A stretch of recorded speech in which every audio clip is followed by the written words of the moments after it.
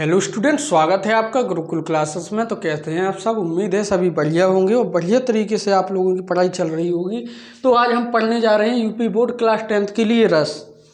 तो चलिए सबसे पहले इसकी परिभाषा देखेंगे।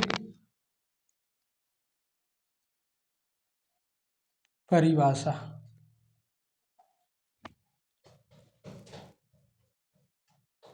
किसी काव्य को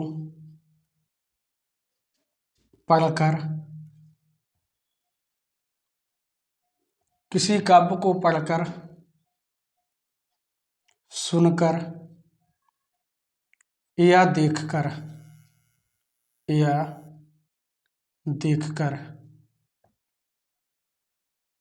हमारे मन में जो आनंद की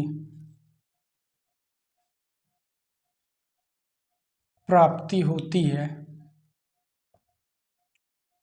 है उसे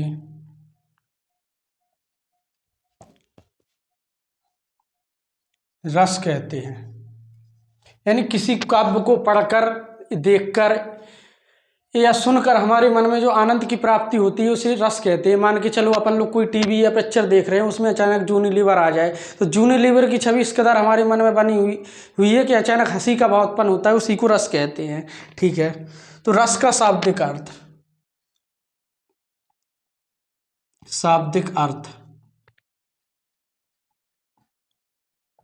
रस का शाब्दिक अर्थ आनंद। ठीक है, तो हम क्लास 10th के लिए हमको दो ही रस पढ़ने होते हैं, एक हास्य रस, एक कर्म रस। तो सबसे पहले हास्य रस को देखेंगे। हास्य रस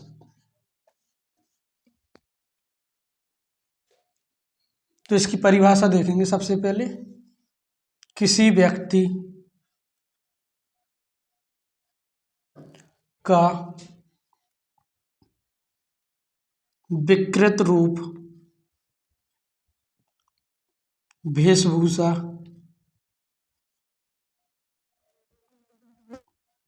किसी व्यक्ति का विकृत रूप, वेशभूषा आदि को देखकर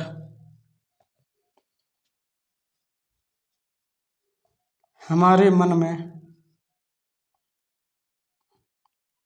जो भाव उत्पन्न होता है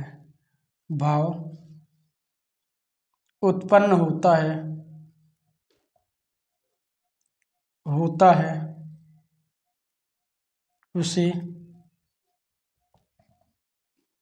हास्य रस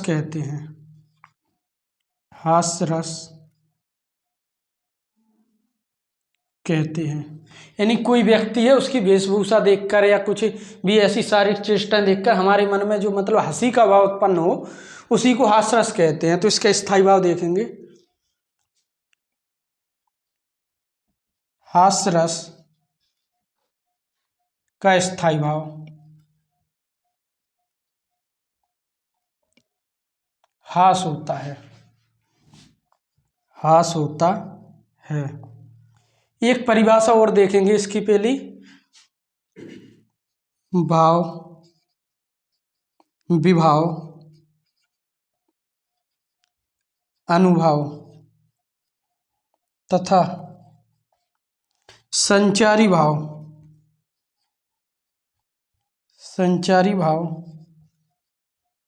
से पुष्ट होकर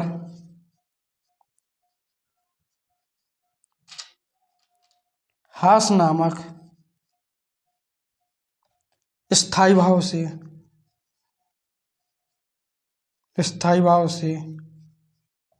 हास्य रस बनता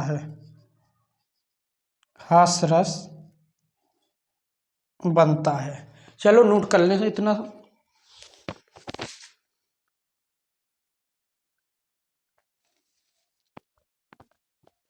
तो देखो, हास्य रस होता क्या है। किसी व्यक्ति है, जैसे उसकी वेशभूषा देख लें अपन लोग, या उसका कोई ऐसा रूप, विकृत रूप देख लें जिसको देख के हंसी का भाव पैदा हो, उसी को हास्य रस कहते हैं।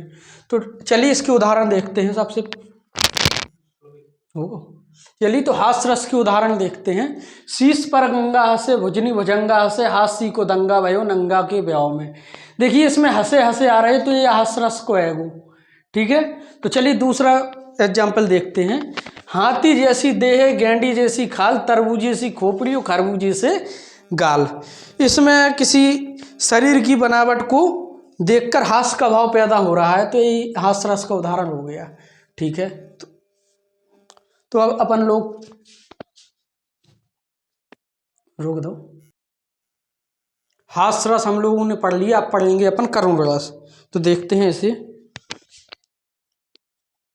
किसी प्रिय व्यक्ति, किसी प्रिय व्यक्ति या वस्तु के अलग होने से हमारे मन में जो शोक का भाव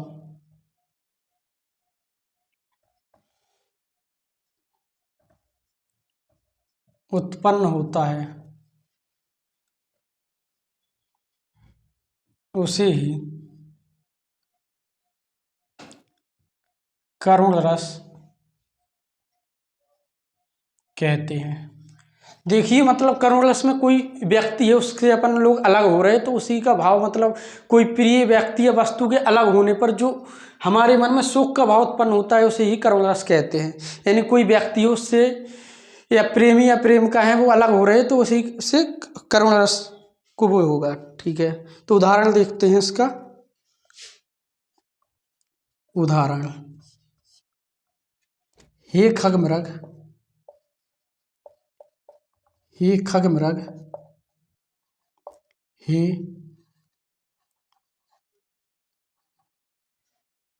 मधुकर श्रेणी,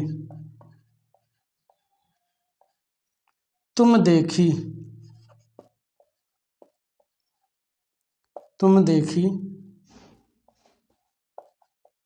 सीता मृग नैनी।